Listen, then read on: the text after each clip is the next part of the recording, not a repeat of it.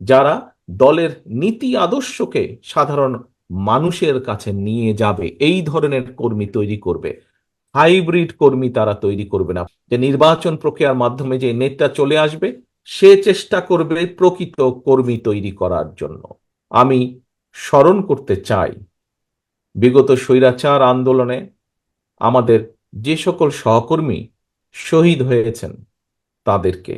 আমি স্মরণ করতে চাই আজকের এই জেলা সম্মেলনে সমগ্র চুয়াডাঙ্গা সহ সমগ্র বাংলাদেশে আমাদের শত হাজারো সহকর্মী যাদেরকে আমরা হারিয়েছি, যে সকল সহকর্মী যারা বিভিন্নভাবে পঙ্গুত্ব বরণ করেছেন, তাদেরকে শ্রদ্ধার সঙ্গে স্মরণ করতে চাই।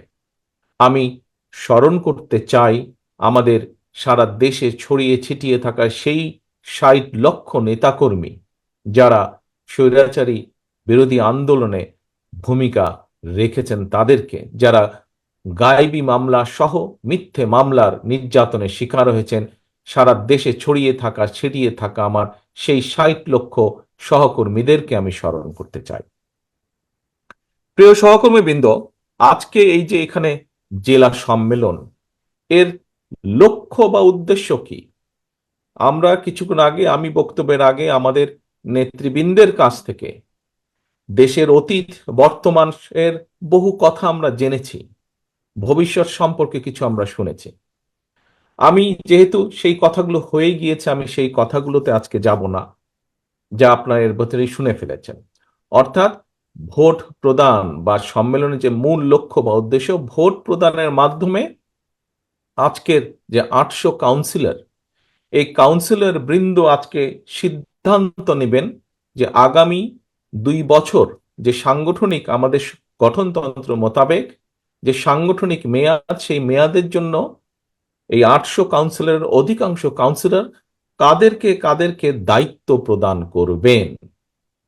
এখন প্রিয় সহকর্মী বৃন্দ, উপস্থিত ভাই বোনেরা, কেন আমরা আমরা তো চাইলে, ইচ্ছে করলে আমাদের গঠনতন্ত্রে সেইটা বলাও আছে, যদি মনে হয় আমরা তাহলে যে কোনো একজন, দুইজন, পাঁচজন ব্যক্তিকে দায়িত্ব দিয়ে বলতে পারি আপনারাই দেখাশোনা করবেন। না, আমরা কিন্তু সেটা করিনি। আজকে এই যে এতগুলো মানুষ আজকে এখানে আপনারা একত্রিত হয়েছেন এই সম্মেলনকে ঘিরে, কেন? ওই যে কথাটি বললাম যে আপনারা এই যে 800 কাউন্সিলর, কাউন্সিলরের বাইরেও বহু সহকর্মীবৃন্দ উপস্থিত আছেন, দলের সদস্যরা উপস্থিত আছেন, কিন্তু একটি নিয়ম কারণ আছে। অর্থাৎ এই ভোটার বলি বা কাউন্সিলর বলি, এই মুহূর্তে দেশে যেরকম জনসংখ্যা প্রায় 20 কোটি, কিন্তু ভোটার কিন্তু প্রায় 12 কোটির মতন। পুরো 20 কোটি কিন্তু ভোটার না। ঠিক একইভাবে এখানে বহু নেতাকর্মী উপস্থিত আছেন, কিন্তু কাউন্সিলর হচ্ছেন 800 জন। এই 800 জন মানুষ ঠিক করবেন যে আগামী দিন কারা দলকে পরিচালনা করবেন। কিন্তু কেন এই প্রক্রিয়ার মধ্যে? কারণ আমরা মনে করি এই যে আজকে এখানে সভাপতি কে হবেন, সাধারণ সম্পাদক কে হবেন, সাংগঠনিক সম্পাদক কে হবেন, এই যে 3টি পদে নির্বাচন হবে, এটির অর্থ হচ্ছে যে আমরা মনে করি, আমরা বিশ্বাস করি, আমরা দেখেছি, আমরা জানি যে ভোটের মাধ্যমে যখন একজন ব্যক্তি নির্বাচিত হয়ে আসে, সেই ব্যক্তি কতগুলো বিষয়, যতক্ষণ দায়িত্বে থাকে সে কতগুলো বিষয় দেখভাল করে। কি সেটি? যেহেতু সে দলের একটি নেতৃত্বে দায়িত্ব পাচ্ছে, সে দেখভাল করে দলের স্বার্থ, সে দেখভাল করে দলের নেতাকর্মীদের সুবিধা অসুবিধাগুলো, কষ্ট দেখভাল করে, সে দেখভাল করে ঠিকভাবে সাংগঠনিক কার্যক্রমগুলো পালন করা হচ্ছে কিনা, সে দেখভাল করে যে দলের স্বার্থ রক্ষা হচ্ছে কিনা, অর্থাৎ দল যেই নীতি বা আদর্শে বিশ্বাস করে সেই কাজগুলো ঠিকভাবে হচ্ছে কিনা। এই ধরনের বিষয়গুলো একজন ব্যক্তি যখন নির্বাচিত হয়ে আসে তখন সে তার দায়িত্ববোধ থেকে এই কাজগুলো করে।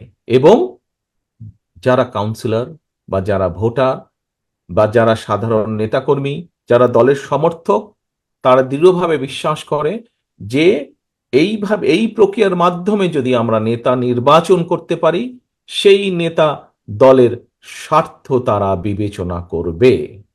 এবং শুধু এটাই নয় প্রিয় সহকর্মী বৃন্দ, প্রিয় কাউন্সিলর বৃন্দ, এখানে আরেকটি গুরুত্বপূর্ণ বিষয় আছে। অর্থাৎ যখন কোনো ব্যক্তি, যখন কোনো সংগঠন এই প্রক্রিয়ার মাধ্যমে, এই যে সম্মেলন হলো, আজকে প্রথম পর্ব হলো, দ্বিতীয় পর্ব ভোটাভুটি হবে, এই প্রক্রিয়ার মাধ্যমে যখন আমরা নেতা নির্বাচিত করব আমাদের, এর ফলে কি হবে? এর ফলে আমাদের যে সাংগঠনিক ভিত্তি, এই ভিত্তিটি মজবুত হবে। অর্থাৎ আমরা এই প্রক্রিয়া ফলো করার মাধ্যমে, এই প্রক্রিয়া অনুসরণ করার মাধ্যমে আমরা একদিকে যেরকম ধীরে ধীরে ধীরে সঠিক নেতৃত্ব গড়ে তুলতে সক্ষম হব।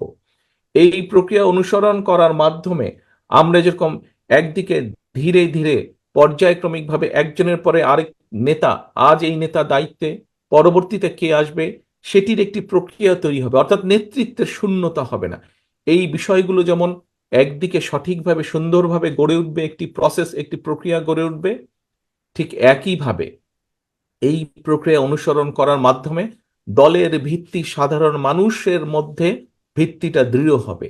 দলের সাংগঠনিক ভিত্তি বলুন, রাজনৈতিক ভিত্তি বলুন, দৃঢ় হবে। কারণ মানুষজন তখন যাবে, নেতারা যারা দায়িত্বে থাকবে তারা দেখে দেখে দেখে সত্যিকার কর্মী তারা তৈরি করবে দলের জন্য, যারা দলের নীতি আদর্শকে সাধারণ মানুষের কাছে নিয়ে যাবে। এই ধরনের কর্মী তৈরি করবে। হাইব্রিড কর্মী তারা তৈরি করবে না, প্রকৃত কর্মী যারা দলের দুঃসময়, আপনারা যেমন বিগত স্বৈরাচার সময়, আন্দোলনের সময় শত অত্যাচার নির্যাতনের মুখেও দলকে ধরে রেখেছিলেন, দলের ঐক্যকে ধরে রেখেছিলেন, দলের ব্যানারকে ধরে রেখেছিলেন আপনারা। এই ধরনের কর্মী শত অত্যাচার নির্যাতনের মুখেও এই ধরনের কর্মী তৈরি করবে। ওই যে আমরা যেটা বললাম একটু আগে, যেটা বললাম আমি, যে নির্বাচন প্রক্রিয়ার মাধ্যমে যে নেতা চলে আসবে, সে চেষ্টা করবে প্রকৃত কর্মী তৈরি করার জন্য।